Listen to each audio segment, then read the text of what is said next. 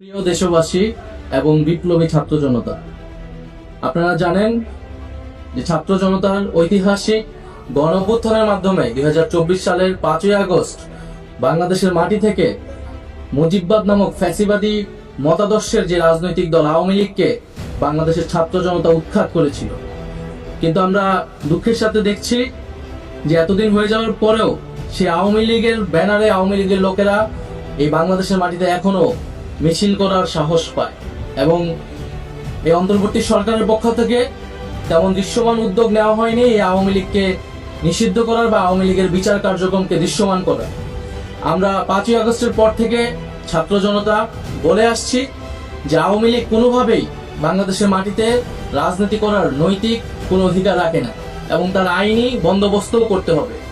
আওয়ামী লীগ গত 1.5 দশক ধরে বাংলাদেশে একটি ফ্যাসিজম কায়েম করেছে। বাংলাদেশে কয়েকটি গণহত্যার সাথে আওয়ামী লীগ জড়িত। আমরা জানি পিলখানা হত্যাকাণ্ড থেকে শুরু করে হেফাজতের শাপলা হত্যাকাণ্ড, মোদি বিরোধী আন্দোলনের হত্যাকাণ্ড এবং সর্বশেষ জুলাই আন্দোলনের হত্যাকাণ্ড।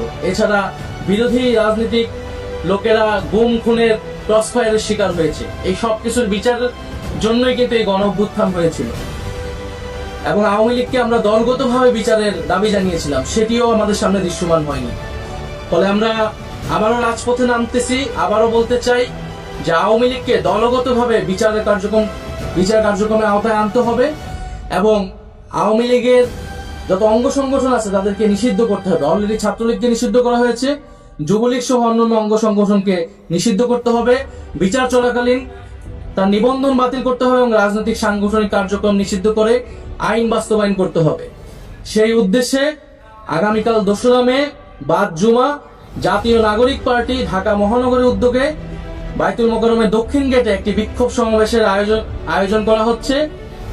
আপনারা দলে দলে সেই বিক্ষোভ সমাবেশে যোগদান করুন এবং গণ অভ্যুত্থানের যে আমাদের প্রতিশ্রুতি ছিল যে একটি ফ্যাসিস্ট মুক্ত বাংলাদেশ তৈরি করা, ফ্যাসিজমকে আর কখনোই বাংলার মাটিতে জায়গা করতে না দেওয়া এবং আওয়ামী লীগের যে গণহত্যা যে অপরাধ তারা করেছে সেই সকল কিছুর বিচার নিশ্চিত করা, এই সব কিছু আমাদের জুলাই আন্দোলনের প্রতিশ্রুতি এবং আমাদের শহীদদের প্রতি আমাদের প্রতিশ্রুতি।